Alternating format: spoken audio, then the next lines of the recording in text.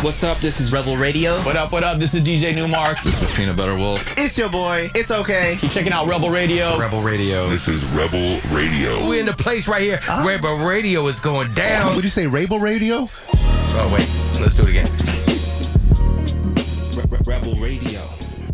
What's up, Rebels? Welcome back to Rebel Radio, the weekly show where I bring you the rebels who are shaping our culture. We talk about how they do it, why they do it, and what you can do to get a little piece of the pie for yourself. We're also the only show to bring you new music every week from our friends over at EDM.com.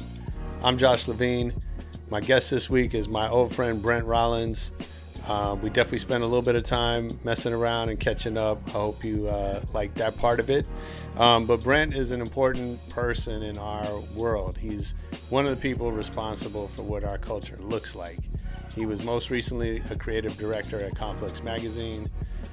He was also one of the co-founders of Ego Trip, which I'm sure a lot of you guys are familiar with. He probably designed some of your favorite album covers, Gangstar, Black Star. He'll tell you about some of those, as well as the logos and posters for some of your favorite movies. Worked with John Singleton, with Spike Lee. This dude has a pretty incredible body of work, and he's got some great stories to tell about how he's found his way creatively through this business, how he stays kind of focused on quality when I think that definition keeps changing in both good and bad ways. So it's a really interesting journey. I hope you're going to like it. Let's get into it right after the EDM.com track of the week.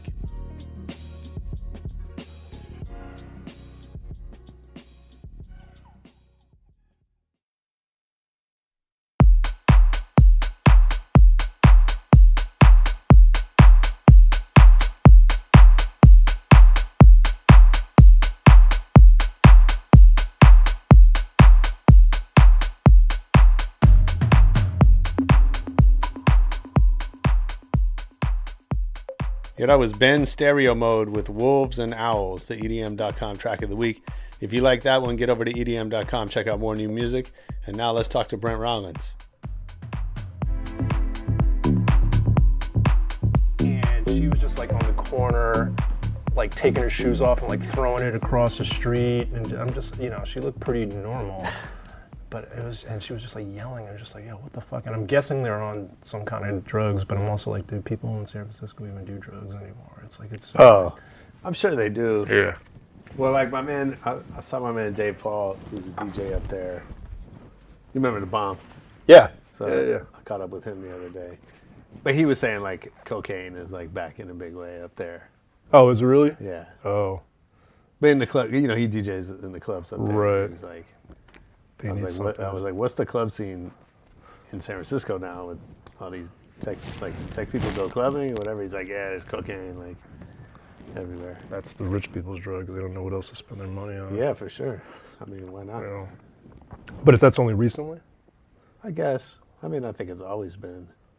Yeah, but it's like the drug goes in waves, yeah. So it's just like, I guess because like, yeah, now it's like you can just walk in and buy some weed, so it's not even about right. like, yeah, you need to feel like you're doing something you're not supposed to be doing too. Yeah, of course. Right? Like, yeah, we can get stoned all the time. Yeah, exactly. I mean, I don't know. I always wonder about that. Like, when I was in Amsterdam last year, and I was wondering like. You were? Yeah, I went for this dance music conference. Okay. And like. Did you win? No. What kind of moves you got? I came in last. Yeah. Dead last.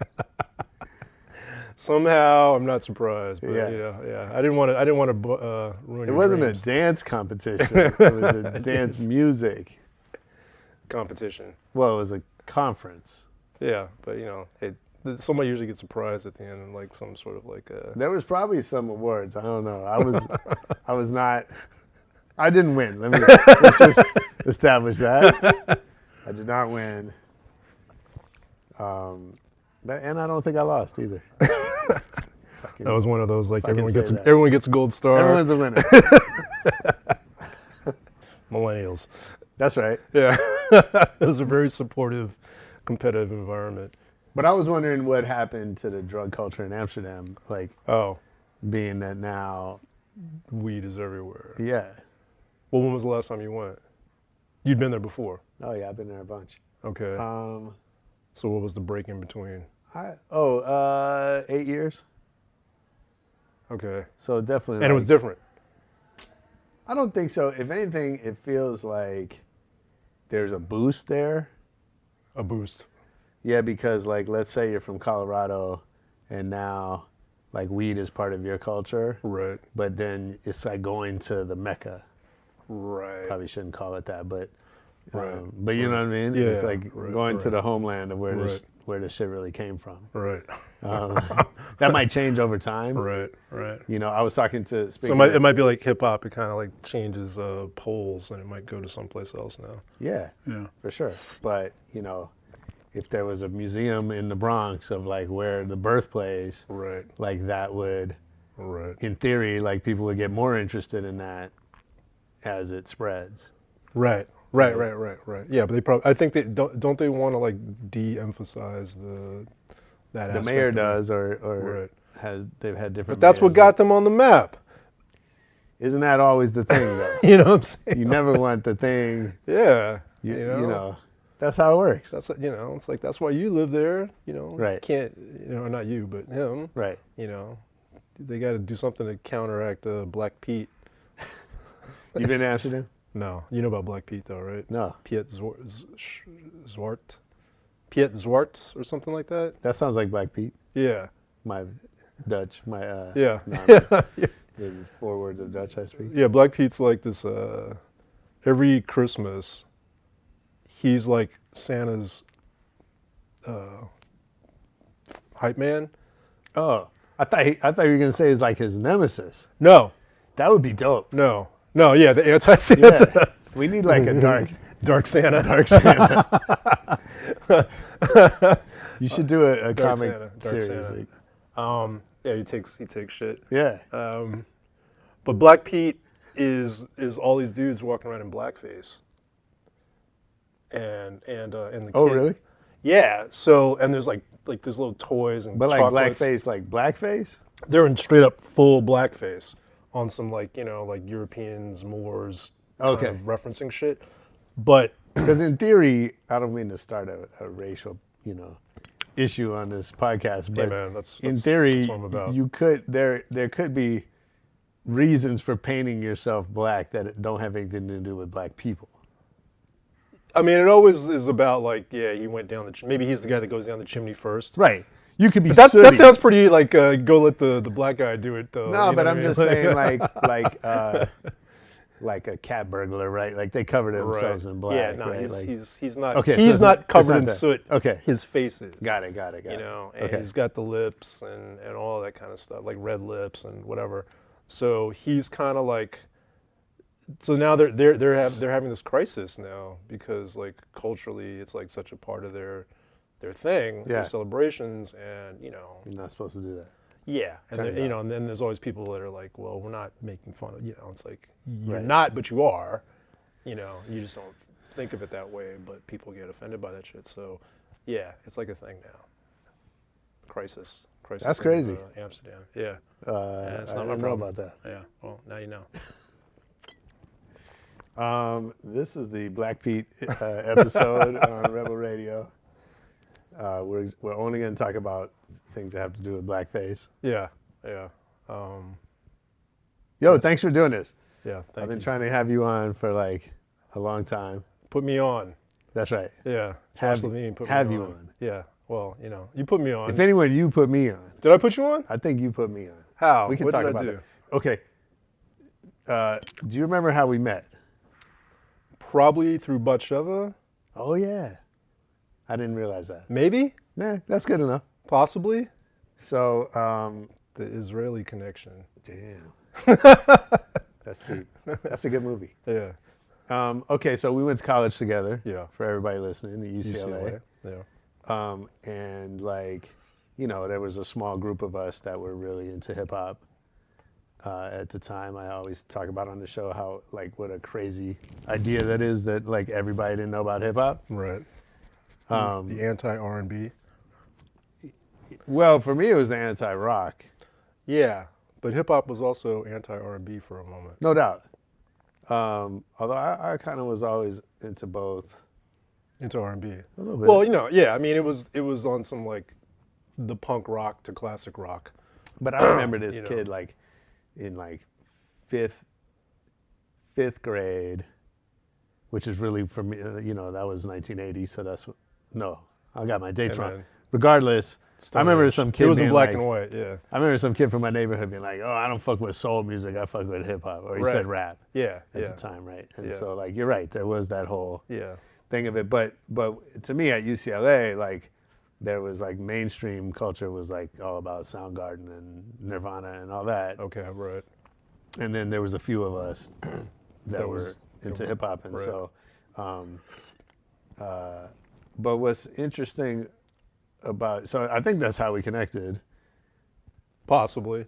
Who knows? I can't remember. And then somehow I learned that you were a designer. Or trying to be.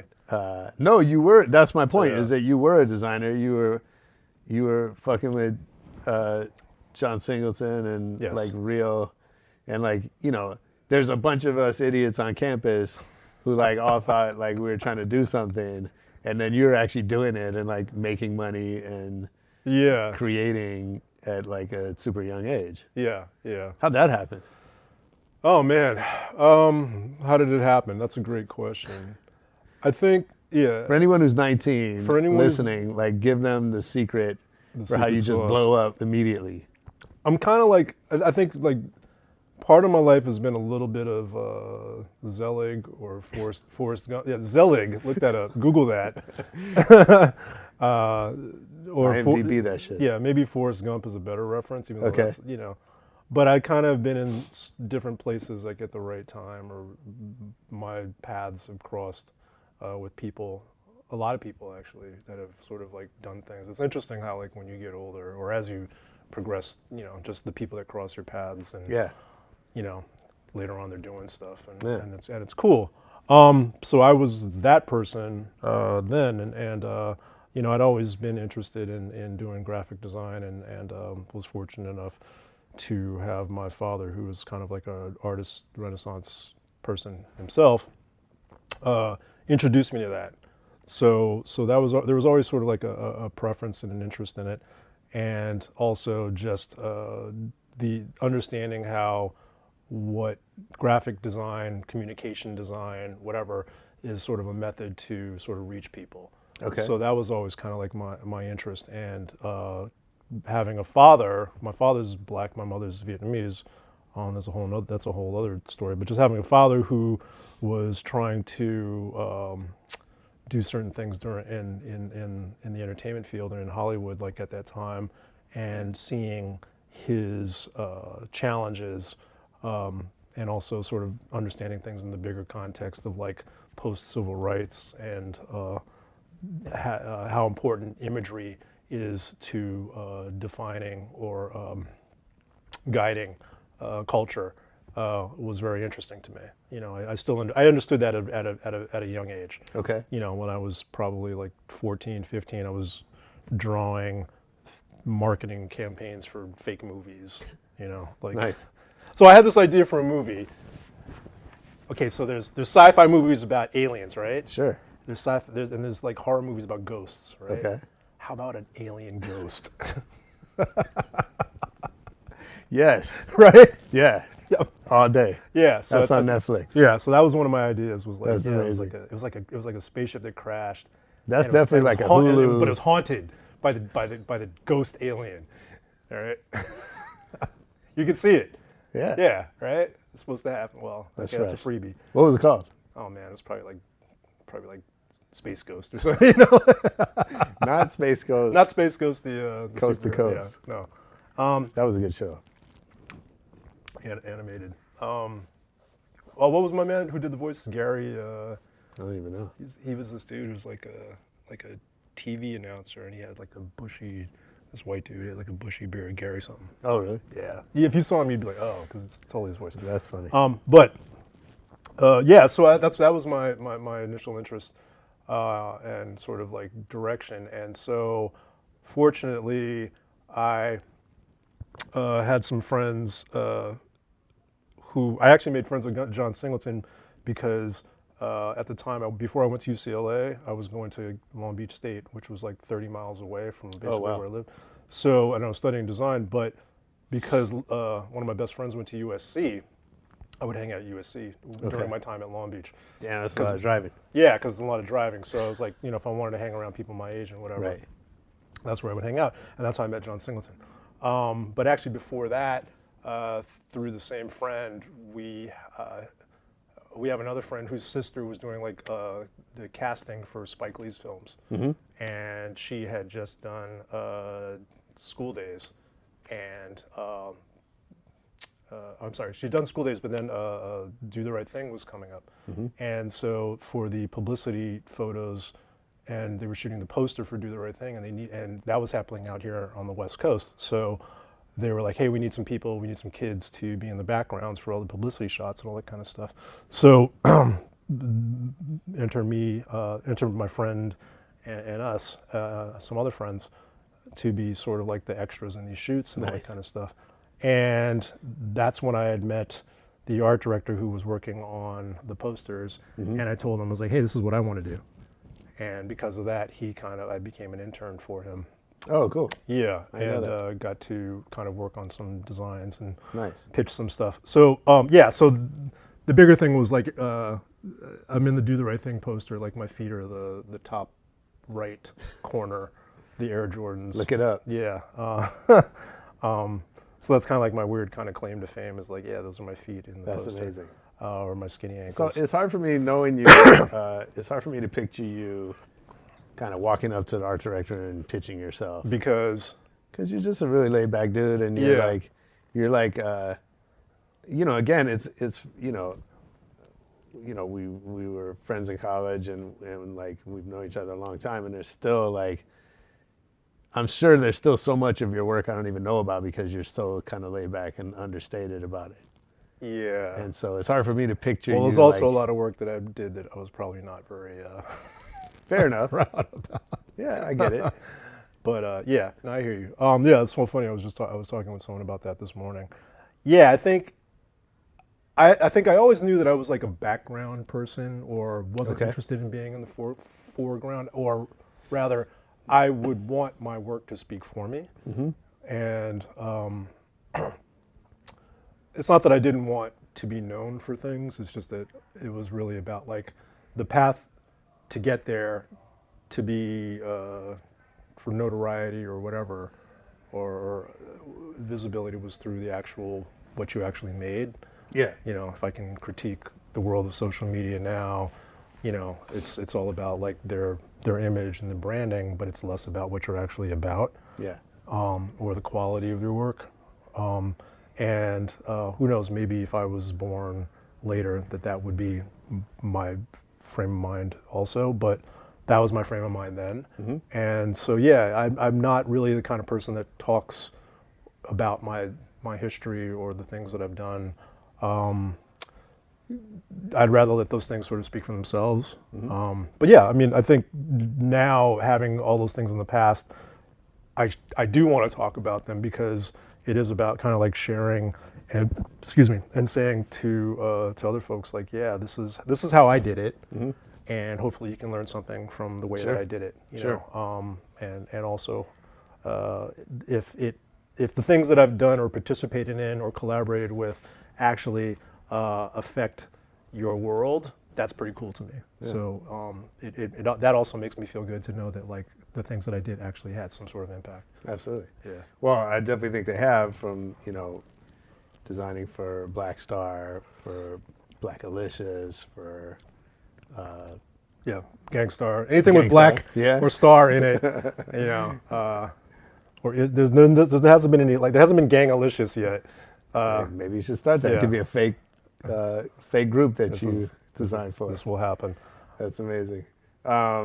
So, I want to talk about that, and I want to dig into something you mentioned about kind of how that fits into this current era we're in with social media and that. But let's go back a little bit and talk about music. Let's go back.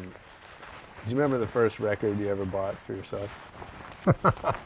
Unfortunately, I do. Pac-Man fever, maybe. Okay. But I can, my first purchases were not that significant. The first CD I ever got, because I wanted something, like I finally had a car and I had a stereo, and I had a bass tube in it and an amp, and I wanted it to bump. It was like a dance hall compilation. Oh, okay. And I'm not even a dance hall guy, but for some reason I wanted a dance hall compilation. So it's got like, Is that right? yeah, it's got, like Shelly Thunder and Uh-huh. stuff like that on it. That's funny. But musically, the most influential stuff was actually like my godfather, my father's best friend, was like a music critic or a writer. Or he's a writer, and among the things he did was music critique for like magazines and stuff like that. So we used to get all these records, and we would go, I'd always be over the house over the weekends. And my god sister, who is my same age or maybe a year older, she was super into all this stuff. So through that, musically, I was exposed to like Stevie Wonder and Earth, Wind and Fire and Queen, the Beatles, Led Zeppelin, that way. But then also through their album covers. And because I distinctly remember looking at mentioning Stevie Wonder just because I remember like the Secret Life of Plants, the embossed cover, and the Queen cover with that weird sort of Iron Giant looking robot. I forgot the album title, but those were the things that I remember, and that was the music that I remember. Even weird enough, like she was into like the Bee Gees, so it's like, Oh, wow. so like when the Bee Gees did like this Sgt. Pepper movie. Do you remember this? No. It's crazy. Is that right? Yeah, it's such a bad idea, but it's like if you look it up on YouTube, your jaw will just drop because it's so crazy. But it's this weird late 70s movie where the Bee Gees are essentially playing the Beatles, and it's like this weird opera centered around like the Sgt. Pepper album, and there's no vocals in it except for the songs, and it's bizarre and strange. It's cool because like Aerosmith is doing like Come Together. And it's got like Steve Martin's doing Maxwell's Silver Hammer, like all this craziness. That's hilarious. And but it's a pretty bad movie. But it had this really cool poster or a really cool artwork for it, where it was like the Sgt. Pepper. It said Sgt. Pepper's Lonely Hearts Club Band, and it was like a horn instrument shaped like a heart. It's just cool. So all those kind of like visuals really, I say that to say like all these visuals were like really effective. Sure, yeah. And so, those are kind of like how I started understanding or making a connection between like graphic design and or communication arts, however you want to look at it, and music and music culture. Interesting. Yeah, weird. Yeah. It's a little strange, but yeah. No, I get it. I mean, I think, we culture is as much visual as it is sound, right? And this was all before music videos and all that sort of stuff. So the way the packaging looked was the visual. I like to use the word ambassador. The visual ambassador for the calling card for a lot of musicians. I like that. Yeah. What? So after college, if I remember, did you go to Rap Pages? Was that straight out of college? When I was when did we do? I think I was still in school. I was probably finishing up the last year because I finished it. And so I'd done some film logos. I'd worked on so I did the Mo Better Blues logo. I did Boys in the Hood logo, Poetic Justice logo. Through Poetic Justice, worked with like Don Cornelius. He reached out to me to work on Soul Train. Did Dead Presidents. Did the movie. The movie. Yeah. Just the title. Yeah. So all this kind of like Black Hollywood stuff is happening, and they kind of reached out to me, which was cool. Yeah. And I think during that time, I had I was living where I was living, my roommates and friends downstairs, we had like a house party, I think, and I'd had so a bunch of people came through. It was interesting because like when I look back, it was like I think like Freestyle Fellowship was like in our backyard, and then Sheena Lester, who was the editor in chief of Rap Pages magazine, a magazine published by Larry Flint, the pornographer, which was another kind of weird thing to cross paths with. So she was at the house party. Yeah. And I showed her like a portfolio of the things that I had done, and she was in need of an art director. And at the time I was thinking like, oh yeah, I would love to do album covers. And so that was like my entry to do album covers. Yeah. Or, again, making this music and visual sort of like connection. And also I think at the time it was really like the Source magazine was like the number one sort of like, it was the source for hip hop information and all that sort of stuff. And being a fan of music, being a fan of hip hop, I was like, yeah, I want to contribute to that. And also having in the back of my head this history of like what publication design looked like and what magazine covers look like and what are really cool magazine covers and what are really cool album covers. Like I was like, I want to do something like that to that world, So I looked at like going to work for Rap Page as an opportunity to get my toe into that. Yeah. So was that like, because it seems like, given all the work you'd done in college, it seems like you could have easily gone, to work at a movie studio or kind of in the I didn't go work for movie studios because I already had some experiences working with studio people, and I didn't like them. Yeah. I don't like the world of entertainment. I don't like the people. I don't like how shady it is. Sure. And I don't. So get into music. Well, yeah, exactly. Where there's not even as much. There's money, but they definitely try to. For sure. I would say like Hollywood definitely like they won't cheat you out of money the way music will. Totally. As I say that at the in the studios of a particular record label. That's right. They don't care. Yeah, they don't care what we think. Right on. I just wasn't feeling the entertainment world, and or Hollywood. Yeah. So also like music was a little bit closer to me.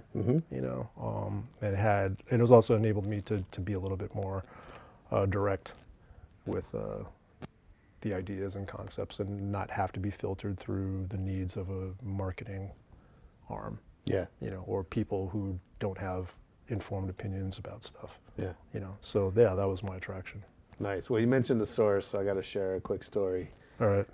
That you probably remember, but I got when I was writing for the Source, I used to write for Rap Pages, Source, and a bunch of other. And very well, actually. Thank you. That's very kind. I have those archives sitting in my garage, and once in a while I like threaten myself that I'm going to go. I'm too scared to look at your writing. Yeah, because I think it was actually terrible. But I was just flattering you. I thought it was terrible then. Yeah. I've always hated everything I've ever written. Great.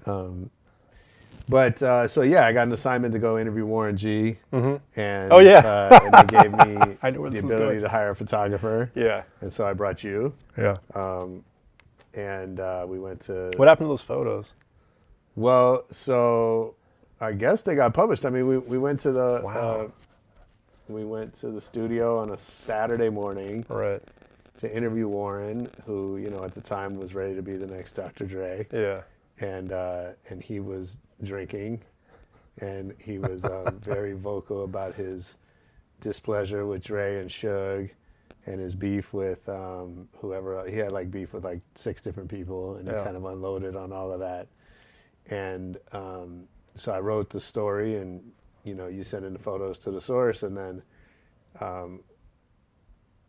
then so at the time, like the label or the magazine, they would send out advance copies to all the labels. Right.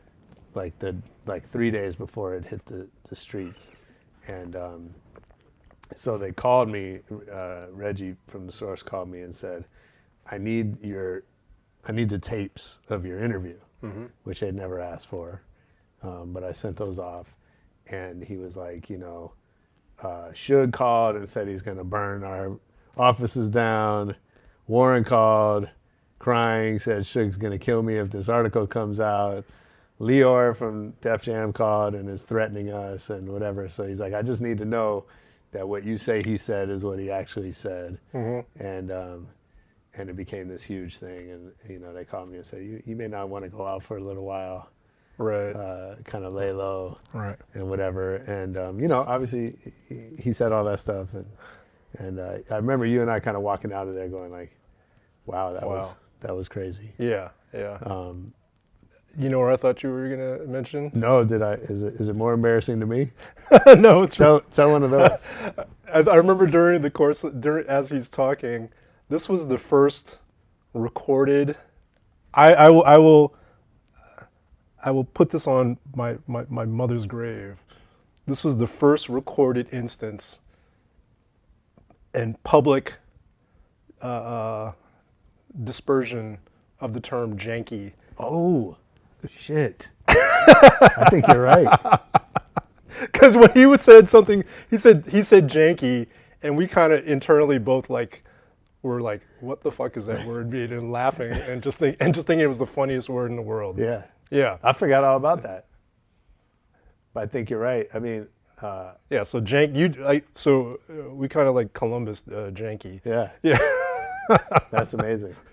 Now I got to go back and look at. Now I have to go look at the article, see if that made it in. Because it was one of those words. It's like, okay, I know what he means, but like this word just sounds mad funny, and we were kind of like afterwards just like laughing about it. And I remember you wrote something that said like, I'm not saying I made this shit up, but I was the first to step in it. Oh, that's funny. Oh, see, that is good writing.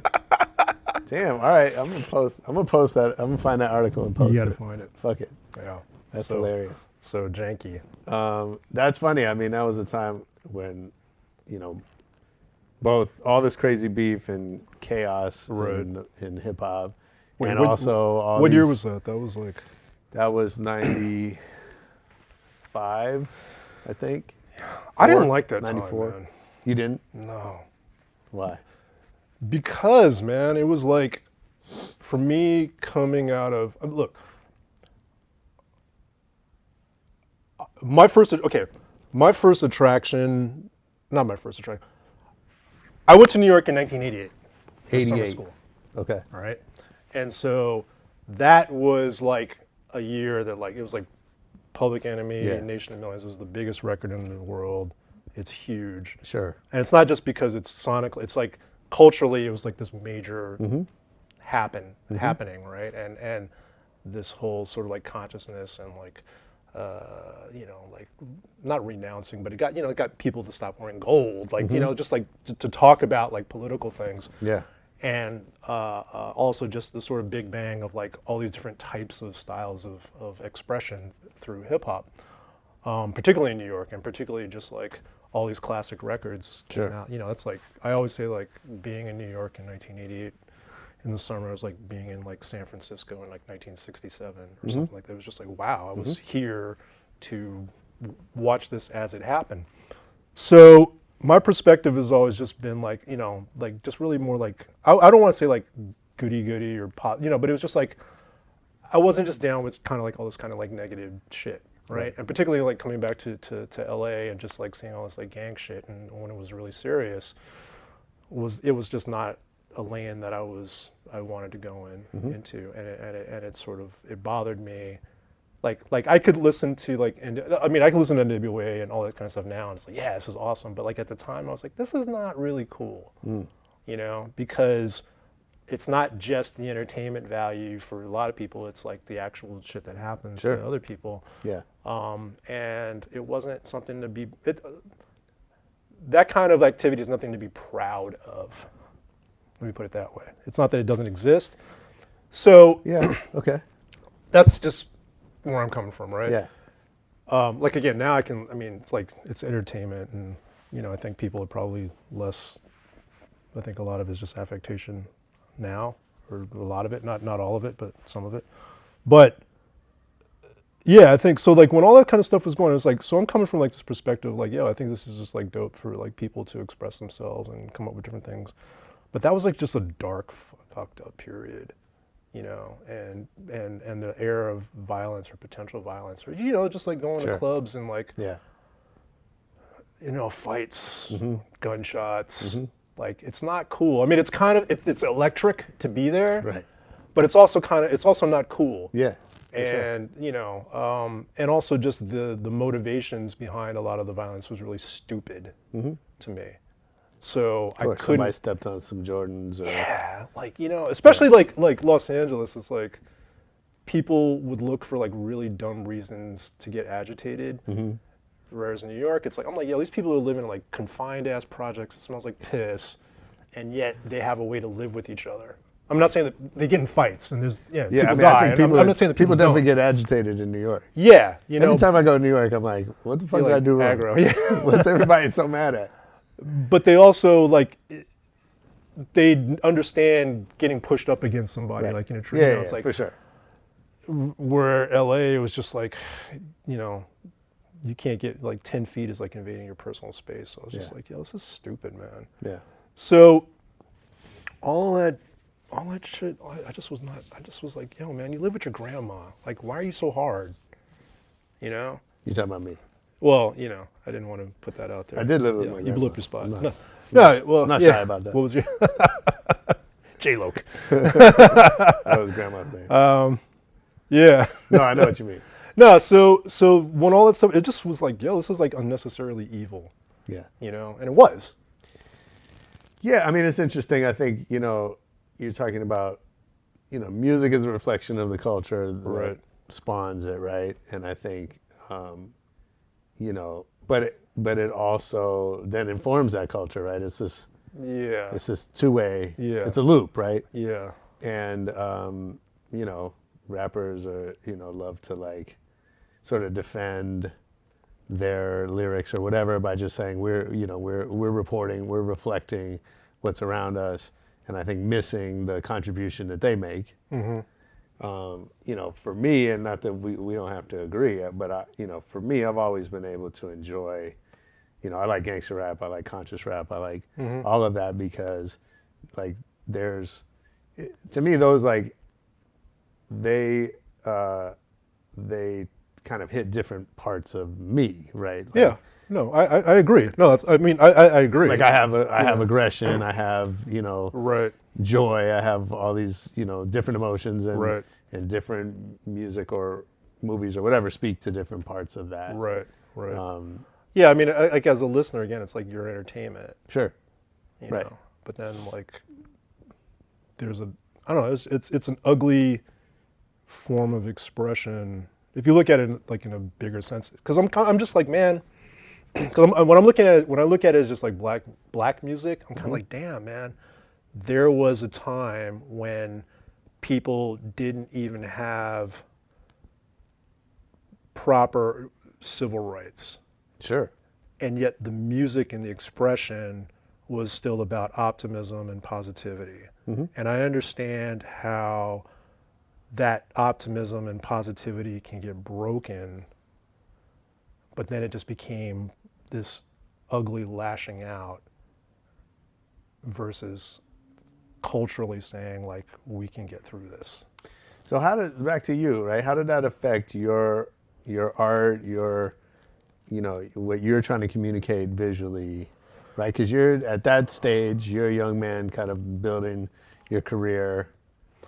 How did that affect me? Because, my goal has always been to, and I'm not saying I'm the best at this, or, everyone's going to have an opinion about things, but my intention is always to present black people, people of color, in the best light and the best execution. Okay. Because I think that with black people, everything is so temporal, and the idea of like, what do you mean? And the idea that like it's the perspective is a lot of like live for now, and so the idea of legacy and the idea of like cultural artifacts aren't part of like isn't what informs like the current state of whatever your production is.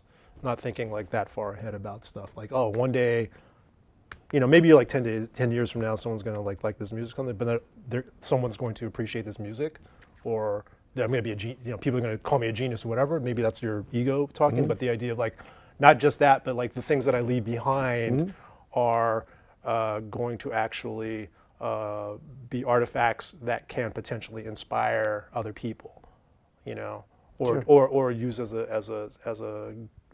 baseline for like, this is how you actually do something, So the goal was always to be like, let me try to create imagery and presentation that is of a particular executional, conceptual level,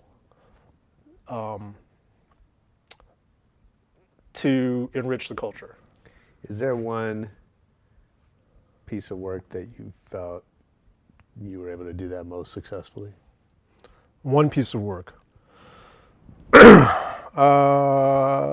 There's probably things. I would say like just there's something that I did successfully that then became like a platform to, or the approach that then I had used to do other things. And I would say like during Ego Trip time, a lot of things started clicking creatively for me and executionally. So between like the Black Star album cover, and between that and between like actually like the Black Alicious Nia album, which happened at the same time as like doing Ego Trip, where I was like, okay, I've developed and understood this like language of like using collage and how that stuff is put together. So it's not just about like, I learned how to use the sampler, but it was like, these are the kinds of samples that I use. This is my method of how I chop things up, and like it's that. Yeah. Right. So those things started clicking for me.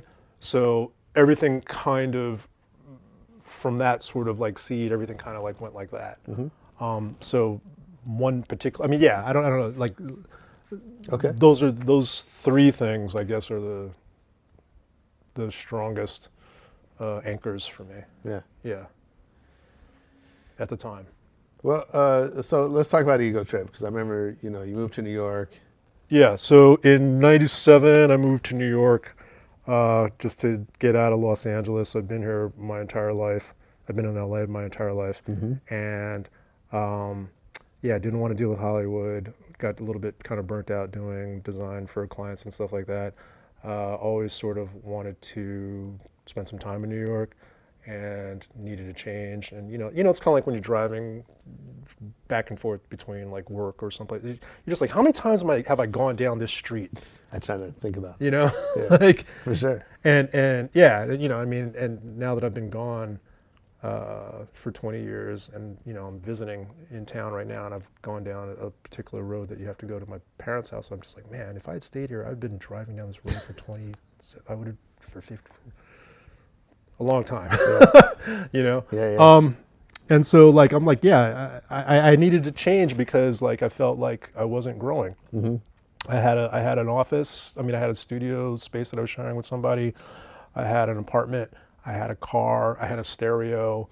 What else do I need? Right. Is there more to life? Sure. So that was the thing that was like, okay, in addition to just some other sort of things, like let me just go and try something else out. And so when I got to New York in '97, February of '97, didn't know what I was going to be doing. Sasha and Elliot and Mao, who are writers, who were music journalists, and this was like still early on in their careers. They used to write for Rap Pages, and so they were out in New York.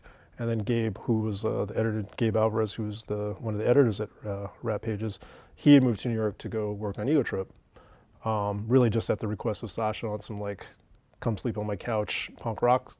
It's not like he offered him any. It's not like there was any money. Yeah. But Gabe was just like, okay, let me do something else, which was, really to his credit and exciting for that to happen. And so I kind of was like, I kind of want to leave too, and came out to New York without no sort of idea about what I was going to do and all of that kind of stuff. I had another friend who was like a screenwriter that I met in L.A. Who was from New York, or from Brooklyn rather, and was out there. So he was like a friend, and I had a couple other friends out there. So it's just like, let me just go out there and see what's going on, and let me see what I can sort of lend my sort of talents to. And I had originally tried to find like some sort of like charity or some kind of thing to work for, or I was trying to find something to do that didn't have to do with entertainment. But one of my good friends, I don't know if do you know Em Hollis?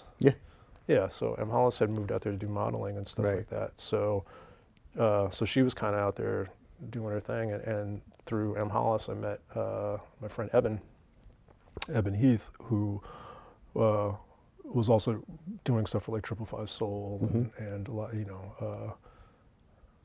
Giant Step and all that kind of stuff, doing graphics. And she was like, oh, you got to meet Eben. And I met Eben, and Eben had like a design studio with this another friend, Michelle Thorne, and they were doing all this. They had just started doing stuff for Bad Boy, and so they were working on like Biggie's like Life After Death album, before he died. And they were just like, yeah, we're trying to work on this. So I did some work on it, but I wouldn't claim that as anything that I'd done. So I was there, and so I ended up like trying to leave music world, but it's like I kind of got back into it, and then connected with Sasha and them, because Sasha was just like, Ego Trip needs a better look and design and stuff, and I was like, okay, yeah, I had time to do it, and that's kind of like how I was like the fifth member of the group, right, and then I mean, I thought Ego Trip was so cool. Obviously, I was friends with all those. I didn't know Gabe, but the rest, and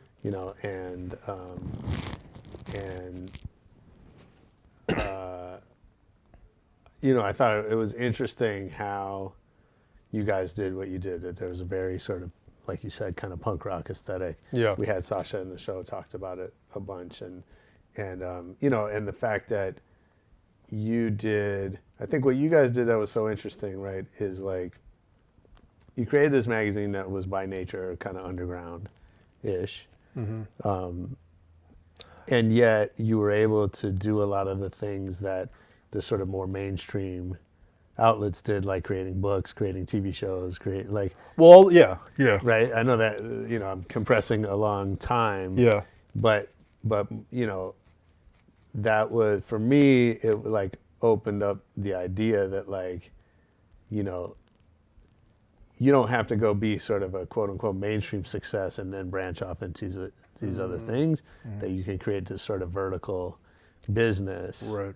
And so I'm curious though, knowing all five of you, and I know obviously now that partnership is dissolved and everybody's doing their own thing, but like, how does that work? How do the five of you get in the room and make decisions and have like, from what I can tell, there isn't really a business person in that crew.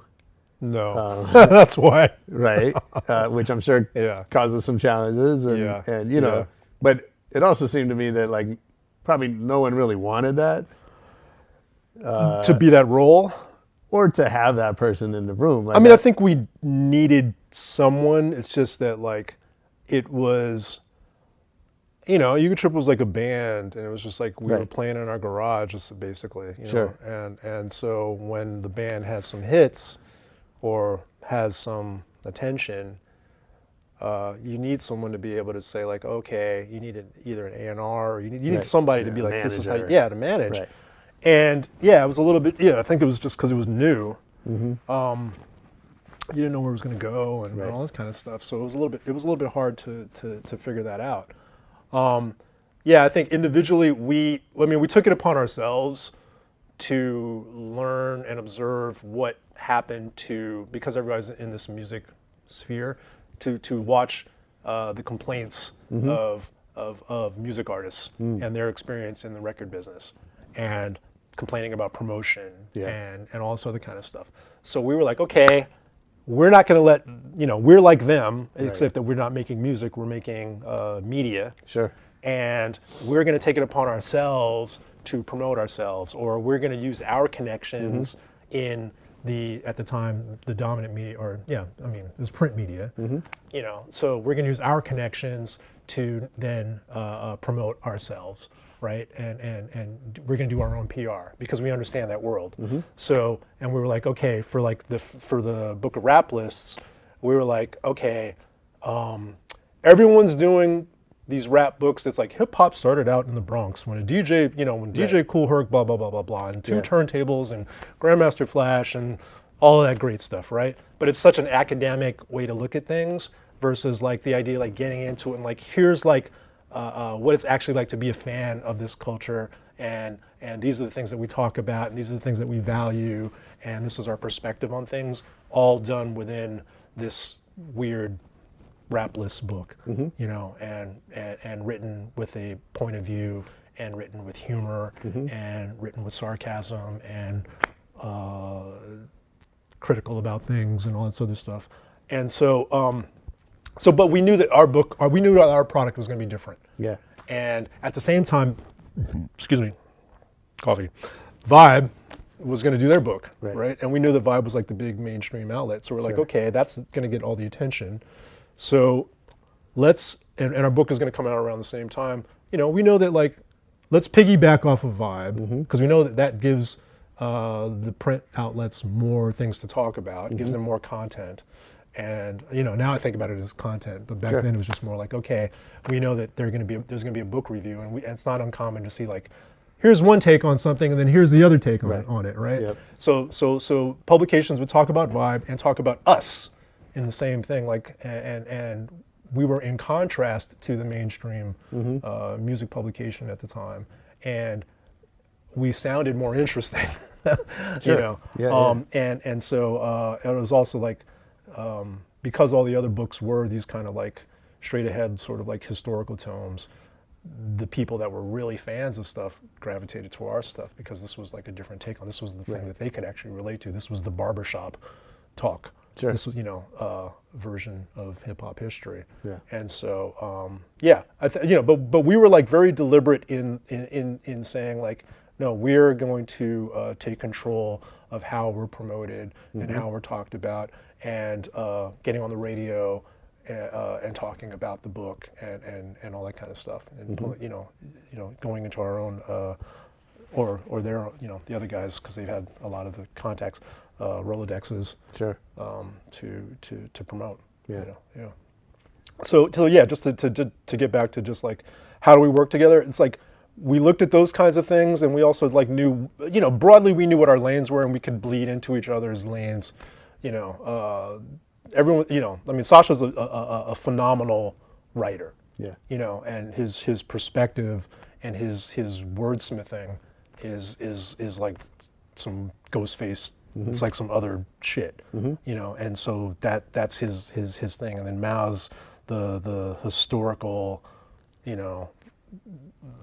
appreciator of things, and then Elliot is also kind of like the who's doing what's popular, and disseminating that, and then Gabe is just like the funny. He's really like the comedy aspect of it, and then I was like, I could do a little bit of comedy. I mean, I'm not always funny in here. Like if I'm around funny people, then I can. This interview is hilarious. Is it really? Well, thank you. Sorry, I didn't mean to throw you off. No, but it's like so. But it's like my comedy's a visual, right? So like I would compare him. I always like to compare like Terry Gilliam, Monty Python. Like like I would be the one to then make it. Take all this guy's stuff and then present it.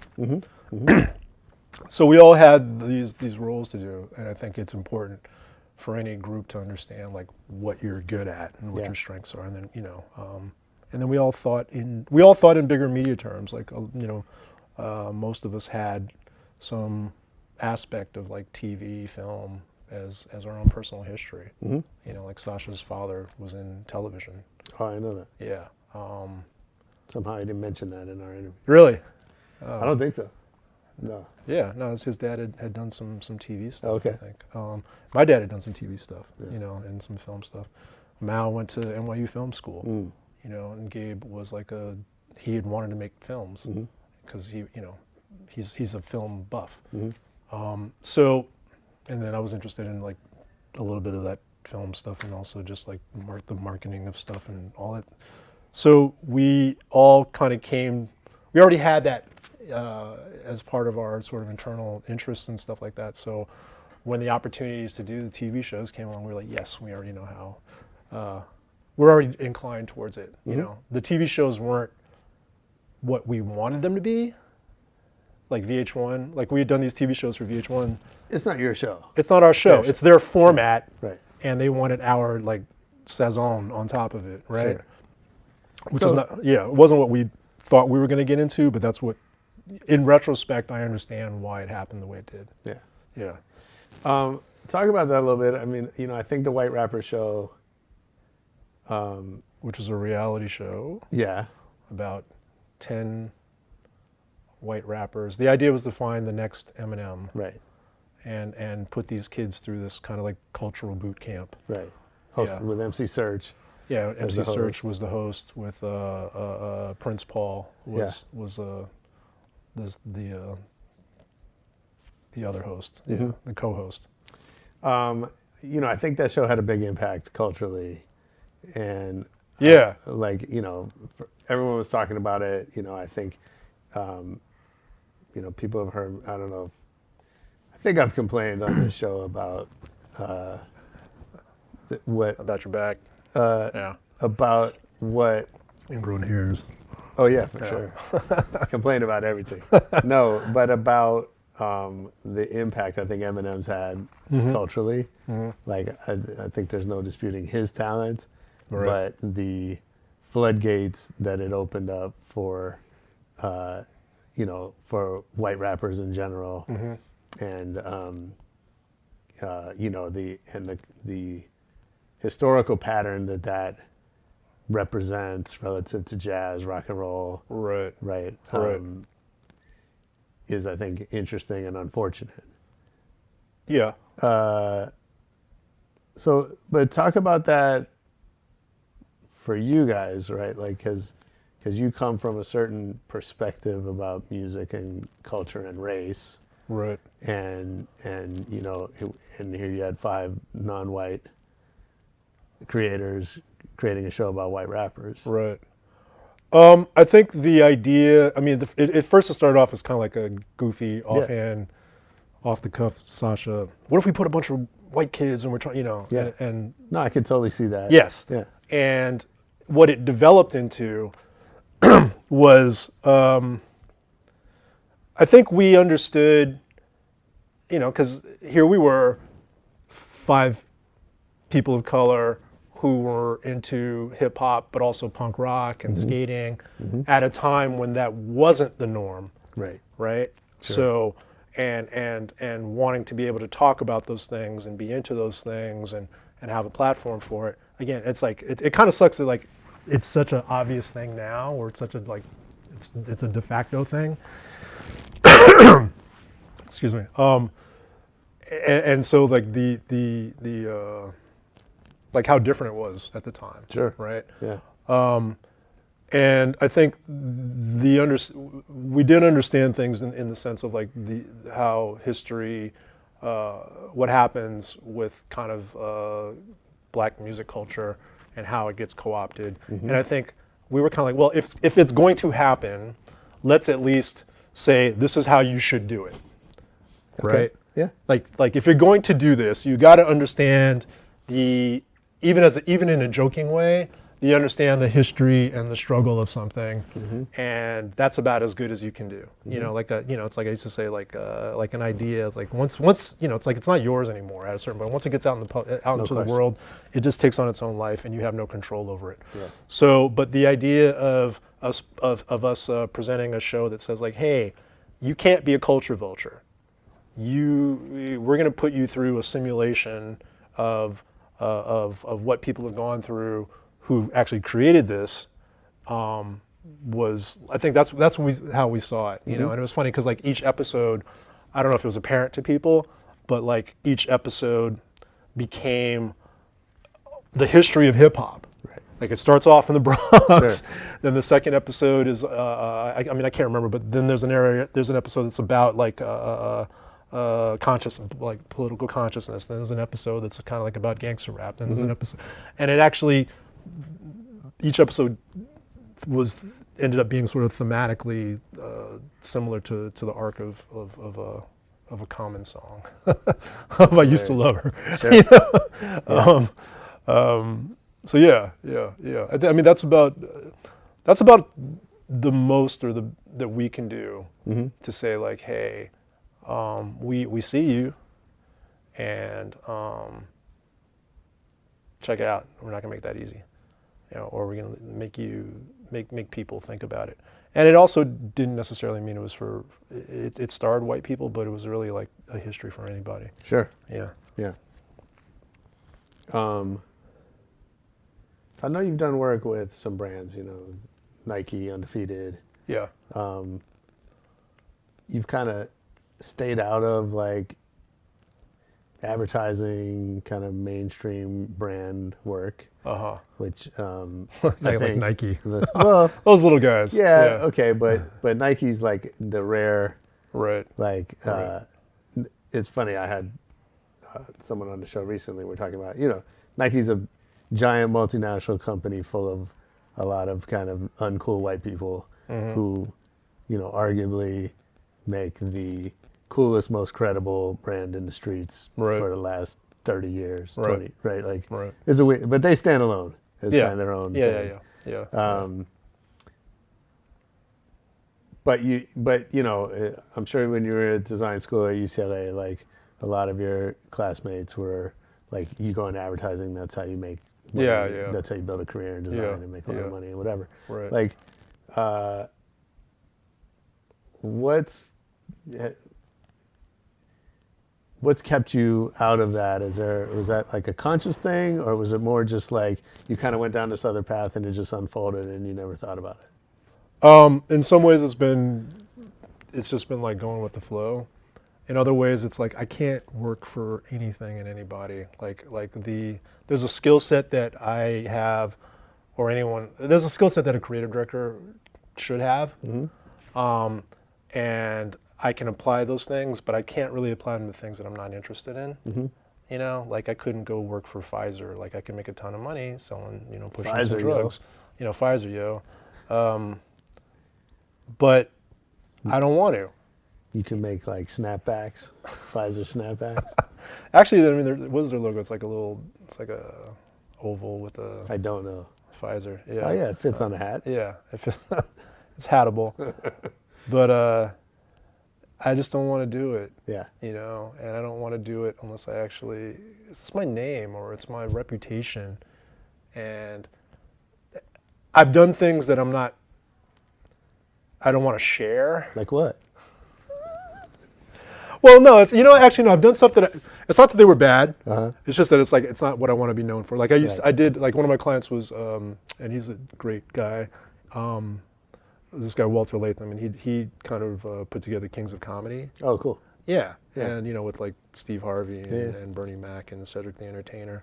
And the work that I did for them was good. It was just maybe too more commercial. So it wasn't the stuff that I wanted to share. Because yeah, it wasn't what I wanted to be known for, and it wasn't that, you know, it's like I'm very happy to mention it and be proud of it. Yeah, but you don't go out and sell that and. Yeah, because it's just not what I'm trying to attract. Okay. You know? Yeah, I think the idea of like the subcultural younger stuff was the things that really resonated with me, and that maybe I can identify with. Yeah. So are there brands? I mean, you know, we talked about Nike and Undefeated, right? Are there brands that you think are doing art, using art the right way, that are you know, contributing to culture as opposed to just taking from it? As opposed to taking from it. Yeah, sure. I mean, they're going to be smaller, Yeah. right? I'm trying to think who specifically. I mean, I know that like, yeah, they're just like smaller labels and stuff like that I think still care about things. I think, you know, it's funny because I'm thinking about Awake You know about this clothing brand Awake? No. It was like Angelo, who used to be at Supreme. Okay. He was like, I think he was like creative director at Supreme. I forgot exactly what his role at Supreme was, but it's just like he's just on some like, yeah, I just want to make something coming from the perspective of like New York City Latinos, right? And it's still, and pulling from like that vibe and that thing. So I dig that, even like a Supreme, like now it's just a logo, right? But it stood for something. Sure. People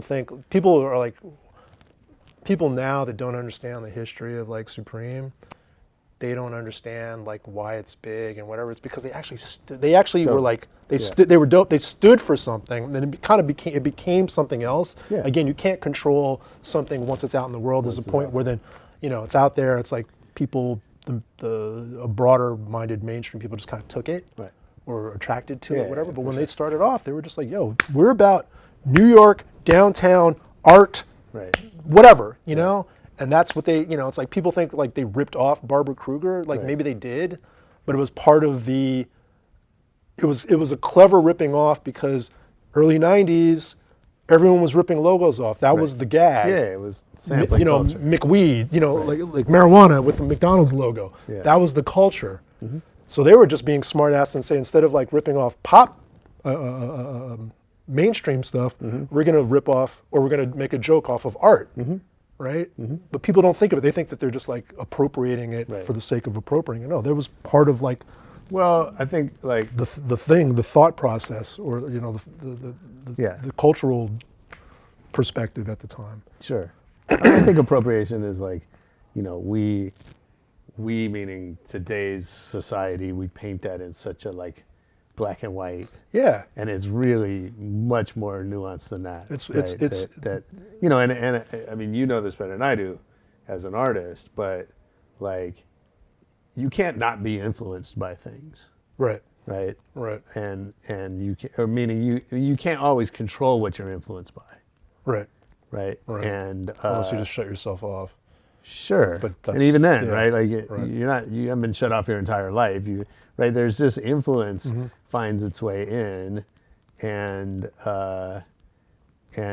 yeah, there are like blatant rip-offs that was the intent, and we can all see it in the work. Mm-hmm. But that's probably a lot more rare than the broader sense of appropriate. Like all creativity is appropriation, but in some sense. Yeah. There's like a video series or something called like about sampling, or Oh, I'm sure. I forgot what it was called, but it's that premise of like everything has kind of been done and you're kind of like Right. referencing something. Yeah, even like I'm listening to an audiobook of Miles Davis' Mm-hmm. autobiography right now, and like he talks about that it took him years to find his own style.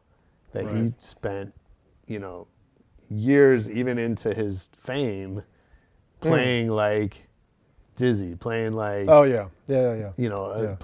playing the trumpet like Bird, who Right. played sax, right? Like Right. this, and then over a time he created his own style. Right. Now, you know what I mean? So like, Right. and that's true of every creation. Yeah. I mean, when I was younger, trying to get into the game, there were some design styles that I would try to mimic, and this was like, I had to hand draw the stuff because Sure. there's fonts, but they're not digital or Right. whatever. So if I was trying to pitch something, I would draw it and ink it out, and so I'd have to learn the styles of different designers because number one, that's just maybe that's what was happening. Number two, I admired them, and you're also kind of like trying to learn, like get into their head about stuff. Yeah. Yeah, then you keep doing it, and you finally get some gigs, and then like your early stuff is always like trash, but then you have to like you're mimicking stuff to sort of understand like someone's thought process, ideally. Of course. I have a critique that maybe a lot of stuff is being mimicked and they don't understand the thought process. Yeah. Yeah, you can but do if that you're- too, right? Yeah, Sure. yeah, because it's different. It's like it's different now, I think. But hopefully your goal is to then learn how to find your voice And one of those things is like finding your voice is like learning and mimicking what other people do, just like you learn to mimic what your parents did and all this other kind of stuff. And then you start to go, well, what am I actually about? What am I actually interested in? And you have to start looking outside of those things. So like even just like seeing like a lot of people that I admired from a design point of view, they're like, I don't even look at design, I look at art. Right? Or I look at something else, or I might look at like architecture, or I might look at a tree. I don't know, whatever. It's like, and finding the art and the creativity in those things, and then trying to figure out like how that informs you. Yeah. And the things that you're actually interested in, then that you naturally are into, that starts to synthesize into like what you're outputting your perspective in. And if now that you've kind of learned all by rote just the mechanics of doing something. Now you're actually like applying those mechanics into something that you actually are attracted to, and it creates this new thing. Right. Ideally, for the people that actually have that sort of like ability. It takes a while to find your voice. I think the importance of finding your voice is the things that like, I don't know how many kids want to find their voice or they understand that, and I can be, that's not, maybe it's unfair to say that. Welcome. No. Welcome. But is that am I right that the criteria is different? Sure. Because before it's like finding your voice meant you got attention. Right. Right? Now everyone gets attention. So their motivations for doing stuff is different. Yeah. Like their motivation is just to keep that attention, to Sure. keep that thing going, but they're not like they're not trying to be like, I'm gonna do something different. Yeah. And be like, fuck it. If you it's like, I'm gonna do something different. If you're feeling it, you come along you come along the road, for the ride, and then you build it from there. It's just different. So what does that mean for you? You're a highly accomplished creator, and you have a great body of work, and you're still working. And as you said, now we're in this environment where attention is the great prize, and there's tons of 20-year-olds out there, photographers, designers, whatever, who are just flooding our attention with shit every day. Right. What does that do for you? Retreat, man. There's so much good stuff. Yeah. Or there's so much execution level, some really beautiful things. It's boring. It's boring. Well, it's funny you say that. Like, I think we're of a generation, or I should say, where quality, Ford had that slogan, quality is job one, right? Yeah. And that was so important because a lot of cars were shitty. And would break down and would like kill people. I mean, cars still kill people, but like, you know what I mean? Like it was not, until recently, it was not that easy to make a car that was reliable. Yeah. And now every car is reliable. The cheapest Kia off the lot is like a fantastic machine. Because planned obsolescence actually hurt their bottom line. Well, there's certainly that. Yeah. And also just advancements in technology, and like there's a whole bunch of reasons why it is really easy if you're in the car business, you make good cars. Yeah. That wasn't true in the 70s and 80s. Right. Ford was like, found on the road dead. Like there was all these quality issues. And I think that I'm kind of off on a tangent about cars, but that was true for everything, right? Like a lot of stuff, was a teenager interested in photography. I took my couple semesters of photography, and getting a camera that didn't suck was a challenge. And having access to film and to a dark room and all that stuff that you had to do just to make decent photos, not, what I mean? Forget about the quality of my creativity, but just the production aspects of that were not trivial. Right. And so to your point, like now we're in a world where almost everything that we encounter is great quality. Whether it's a baseline level. It's a baseline level of great. on Instagram. Like, I mean, you know, half the shit that I took on my, like, you know, disposable camera is my 36 shot, you know, Fuji, whatever. Drop it off at Save On. Like, looks worse than everything on Instagram. Right. In terms of lighting and, you know, focus and that kind of stuff. Right. So you're right. Like, good, you know, great quality is essentially boring because it's everywhere. It's everywhere. Yeah. It goes back, and then it becomes like, well, what's the voice, or what's going to make it different, or whatever, you know? Like, yeah. And that's the thing. It's, yeah, I mean, it sucks because, like, I have this mental image of some stuff that I saw recently. I'm just like, man, this is really beautiful, and it's like, yeah, I'm kind of like, you're gonna get work based off of just this general execution level. Right. But how are you, I'm presuming that you want to be great. Sure. And Maybe.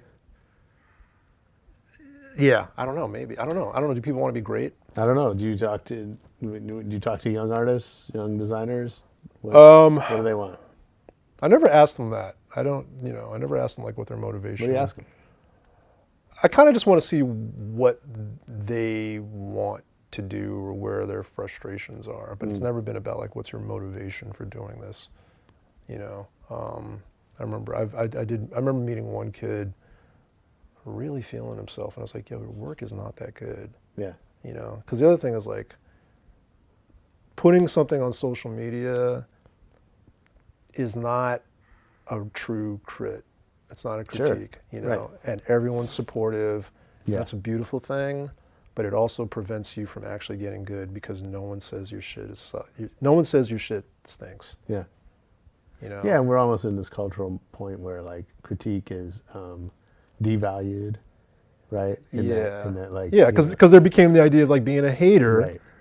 Where it's like, why are you getting in the way of me trying to shine? And it's like, sometimes it's just like, yo, man, maybe your stuff's not that good, you know? Yeah. And it's like, and it's whack because like sometimes people might, you know, in social media, you're in this environment where everyone's supportive, but it wouldn't actually translate to success once you got into a commercial shot, right? So imagine like, you know, I'm trying to think of a good example,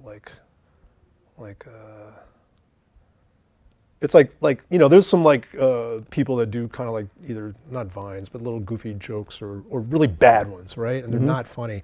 And for whatever particular reason, you know, maybe it's someone who's like super attractive, so like they get a lot of followers and people are like, yeah, whatever. But if that person actually got it, that person's not going to actually get a gig in comedy or whatever.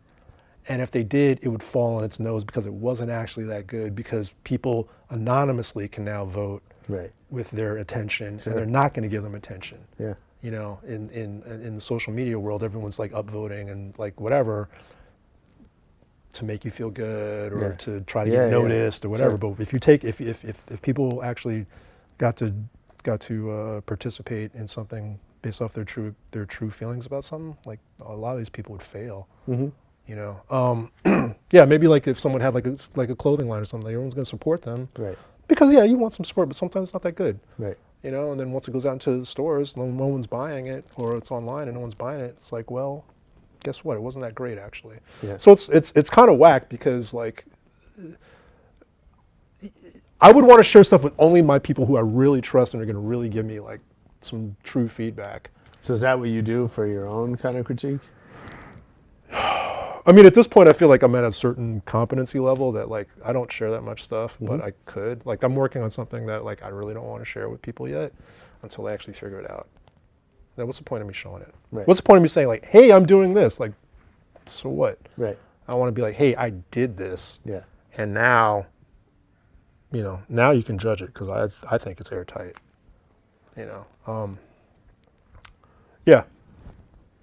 That's it. Is music still inspiring you, informing your process? I'm trying to find music that I like. Yeah. Like, it's not that drug anymore. You know what I mean? There's stuff that I'm like, yeah, this is cool, I want to put it on. But, like, you know, I used to get really excited about music and artists and whatever. Yeah, yeah. Every so often somebody comes along and you're like, oh, they're exciting, you know? Who's that? Who's the last one you can think of? Oh, man. Like, exciting? I mean, like, Kendrick was exciting. Yeah. You know, who else was exciting? I'm sure there's other people I just can't think of right now. When I was at Complex, like A$AP Rocky was exciting in a way. Yeah. Just because you're like, oh, this guy's got a thing, Mm-hmm. right? Like I said, like Kendrick had a thing, and Kendrick's obviously he was exciting, you know. No one comes to mind to me, and I'm sure there's people, but yeah, I mean, there's like individuals that are exciting, but not like music wise. You know, there's people that like were super into like one thing, and now they're like, I have a friend who was like, he was super into dancehall, and like dancehall got so boring. Right. He's into like Afrobeat now, but that's kind of like all the same stuff, you know. Yeah. But he was just because he's just looking for something that's like another culture, has a certain kind of like danceable aspect to it. They make a lot, you know, they're generating a lot. There's excitement about it. Yeah, you know, it was, or like, you know, when people were into like Baltimore, you know what I mean? It was like, you know, everyone was just like looking for something to get super pumped up about. Absolutely. You know? Yeah, I think sometimes we just need that, like something different. Yeah. But then it's like, are you into like be more music now? No, you're not. Yeah. You know what I'm saying? It was like the thing. Right. But it doesn't excite you the way like maybe like hip hop did, Right. or whatever your hip hop, whatever your thing was. Like Yeah, I mean, that worries me. Like you know, there's like, you know, I think again when we were kids, like there were these things that needed to be explored that hadn't been. right, Hip hop, punk rock, right, you know, house music, Right. right? Like there were these, we had these itches that need to be scratched. We didn't know they were there right, until it showed up, right. but they were clearly there. Like those things were meeting unmet needs, Yeah, right? right. And I feel like we've reached a point in society where there are no unmet needs. Well, I think there's unmet needs. It just hasn't been. They haven't figured out how to express it yet. Maybe. Yeah. I mean, that's more optimistic. Yeah. I Position mean, there's always than- going to be something. Yeah, okay. It's just not going to be. It's not going to be in the way that we expect it to be, or the way that our need. Like, our need might have been based off of feeling alienated. Yeah. Okay. Now the need is maybe it's feeling the need to be differentiated, possibly. You know, Could because be. I remember you telling me, you're like, everyone's validated now. It's like you can have like 10 Twitter followers. Right. Someone's listening to you. Sure. You know, Yeah. whereas before no one was listening to you. That's right. So, you know, now that everyone's paying attention, now the uniqueness of something is the value. So yeah, I think there's something there. There's always going to be something. It's just like our perspective, like me, like you and me, it's like our perspective is just different on it. I think. Yeah, because we're old. Yeah. Is Because there, you're old. Is there a? What about art? Are there cats you're checking for? Yeah, probably. I'm not into art anymore, man. I'm into Okay. like furniture. Okay. Yeah. Like I'm into who you fucking with for some furniture? I like, you know, a lot of the stuff is like 70s, 80s modernism, Okay. not Yeah. 60s, not that vibe. And so like Italian shit is really dope to me. Like now, there's a lot of people making kind of cool furniture and lamps and tables and chairs and shit. But it's really, I think the bigger thing is like the environment of something is really cool to me. Yeah, again, I can't, like, I'm never like the person that like name people off the bat, but like, that's my interest now. Okay. Because there's a whole world of stuff. That's some grown up shit. That's some man. grown up Yeah. shit. Yeah, I mean, it's a hard entry point because you got to spend like $1,000 just to fucking get a stool or something like that, you know? Yeah. But yeah, that's kind of like my interest right now, just because I'm like, oh, that's cool. Like, it was also like a stuff that I used to check out when I was younger, like weird. My dad used to walk me through, like when I was a kid, through the Pacific Design Center, and I'm like, you know, on a weekend, like all the showrooms and stuff, they're closed, but you could like see inside. I was like, why are we looking at furniture? You know what I mean? Right. But you'd see some dope things, and it was like always like in the back of my head, and then like, you know, pre-internet, I didn't know how to access any of that stuff because I didn't know what it was. Like I knew what a Wassily chair was because I remember my dad talked about it, but then I was like, how do I find out about it? There's no way for me to find out about this stuff, right? So then as information became more accessible, like people started finding stuff. I was like, oh yeah, I used to see that. And I remember that was like, in my mind, that was like inaccessible. And so I'm like interested in it, right? And it was like, it was a level of design that was weird, right? And like only like rock stars or or like art collectors in New York had them. You know, I'm talking about like a Wasley chair. Yeah, Sure. sure. So I was just like, oh, what is that? You know? Yeah. And so there's like a value and attraction to it. And so then that like opened the door to like a whole, you know, world of stuff. And so like that's like what I was into, what I became into and shit. So Speaking of furniture, you gave me my first bed. oh, word? Yeah. Like I think before that I had a futon, Which one did I give you? Which one? a mattress that I threw on the floor. Like I was. Do you still have it? No, but I definitely had it past like the warranty for sure. But I remember I moved into an apartment in Culver City, and Yeah. and so I appreciate that. I don't know if I thanked you properly. Oh man, you're welcome. I got some good nights of sleep on I that was thing. all these years I was waiting for some props and some love on that. Now we're even. Yeah. Let's go through the lightning round before Okay. we're gonna get kicked out of here. Okay. What's your favorite city to travel to? Favorite city? Oh man. Oh man. Between for the adventure, okay. Barcelona's really cool.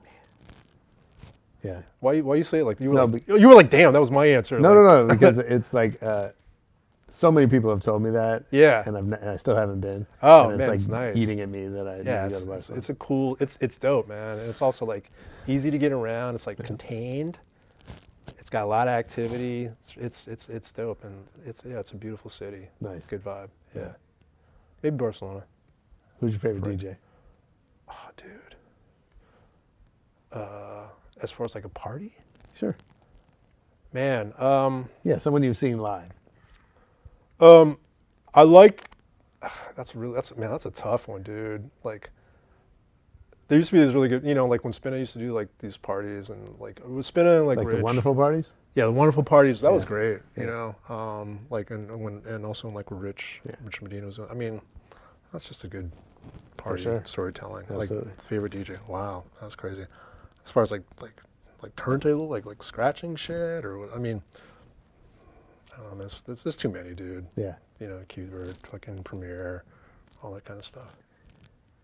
What's the last great book you read? Great book, as opposed to a minor. Yeah, minor, not a like minor a tone. throwaway. Man, it was a while ago. There was what was it called? The Unwanted. It was this. I forgot the author. Kind something. It was about this.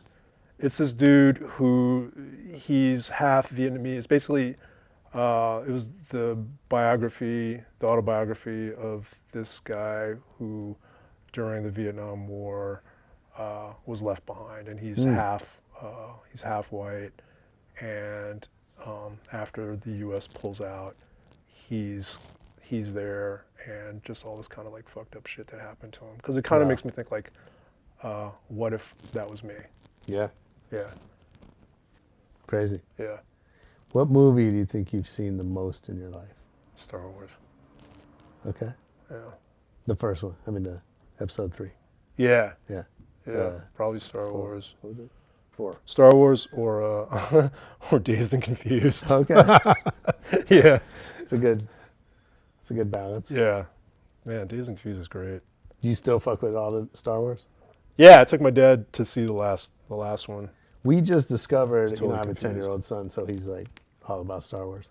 Okay. But like all of them, all 12 of them, Right. whatever. But we just discovered that there was an animated series Yeah. called The Clone Wars? Adventures of R2-D2 and C-3PO. Like Oh, in the yeah, that was 80s. like on ABC. So we're trying to find it online. We haven't. I got to search YouTube this weekend. Okay. Yeah. But my son's like geeked up about finding that. You know what's cool? It's cool that like like Star Wars was so groundbreaking when it came out. Yeah. Like again, it's like there are people that just grew up with like Sure. it's just been there. Yeah. Just the idea of like there was the world before Star Wars Mm-hmm. and then the world after Star Wars, like that it just created all this stuff that never existed before. The fact that there's kids now that still have that, literally kids, right? Yeah. That still have that attraction to it. Yeah. Because it's really special. Like the world that it creates is really specific and really, really dope. And even though there's so many things that like spun off of it, the fact that they recognize the original stuff is pretty dope. Sure. Yeah. Lightning round. It's a very fast lightning round. Man, it's going by me. What style of yours are you glad is behind you and not on social media? What style? Yeah, like personal style. Oh man. Like in terms of like how I dressed Yeah, and yeah. whatever. Yo, you know what's really funny is like I used to have a problem with pants. Okay. Yeah, I could never find pants that I was happy with. So like, what were you rocking? Oh, dude. Well, there's like the whole like Z Cavaricci era, right? Oh, I don't picture you in those. Well, We'll have thank to put God. up pictures of Yeah. Zeke Ricci because that's like a moment Yeah. in time for Yeah. sure. No, for some reason, like, I never fucked with those. I had parachute pants. Though. I'm not so mad about parachute pants Nah, as that's long as shit. they're like somewhat tapered. I think mine were tight, unfortunately. Yeah. Well, no, actually, if it's tight, it looks cool too. Like if it's like regular Yeah, fitting, it was- right? You know what, man? Early '90s style was actually kind of, people looked kind of like mad bummy. You Uh-huh. know? Like, Oh yeah. like fucking giant ass cargo pants. Yeah, and- you had to wear shit that didn't fit. Yeah. So that's a little bit like I'm a little embarrassed by that. If you could wake up tomorrow having gained one quality or ability, what would it be? To play music. What would you play? Well, I'm trying to learn piano. Oh, dope. Like Yeah. like everyone learns piano when they're like 7. Uh-huh. I'm like, You're in a class with a bunch of Yeah. 7-year-olds. That's Will Ferrell. Teacher. Vibe. Yeah, piano's dope, man. Like, if I could play like James Booker, I mean that's an extra high bar. Sure. But I like the sound of like key. I like just the tones and melodies and like organ, like Jimmy Smith or even Nice. like any of that stuff is just like I love that sound. Dope. Yeah. Let us know, man. We'll come to the show. Oh, you're gonna hold your breath. If I worked for you, what's something I would hear you say over and over? You'd have to ask people that work for me. What were you thinking?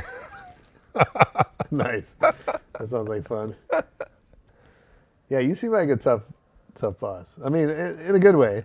Oh yeah. No, I mean I'm a tough boss in the sense of like I'm not gonna just like poop on you immediately. I do need to be like, okay, what am I looking? Oh, what am I looking at? Yeah. Right. Yeah. So they'll want to like when I had designers working under me at Complex. When I was creative director at Complex, I had a team of folks, and they would show me stuff, and I'm just like, because it's digital, it's like, okay, what state is this actually in? Right. You know what I mean? Because everything can look finished. And it's Sure. like, are you in sketch phase? Are you in a final phase? Like, what do you Right, think? right, So, like, right. so I'm like, I might have some initial like, yo, that looks whack, but I'm just like, I'm not gonna like tear you down like that. I'm gonna be like, where are you with this? Right. So yeah, what am I looking at? They're like, we're done. Yeah. I was like, nah, you gotta go back. Yeah, I'm looking at some shite. Yeah. That's hilarious. Dude, thanks for doing this, man. This is fun. Cool, man. Thank you. I know I put you on the spot a bunch, which is awesome. I appreciate you letting me doing that. You're welcome. Thanks. Where should people check out your work and follow what you're doing? I mean, there's a bunch of old stuff that needs to be updated on BrentRollins.com. Instagram is BrentTronic, BrentRonic. I don't really post anything new there. Cool. Like, my life is my life. But I'm looking forward to unleashing some stuff that I've been working on that is more sculptural Oh, dope. when it's ready. Can't wait Yeah. to see. Yeah, me neither. Nice. You know, it was Brent Rollins on Rebel Radio. I hope you enjoyed it. I know I did. Make sure you leave us a comment, send me a note, tell me what you think, tell me what's on your mind. I want to know. Actually, don't really. I kind of want to know. I want to know a little bit. It's not like keeping me up at night or anything, but love to hear from you. Twitter is at Rebel Radio Net. Facebook at Rebel Radio Net. There's videos of a lot of our episodes on our YouTube channel. And most importantly, come back next week for more Rebel Radio. Peace.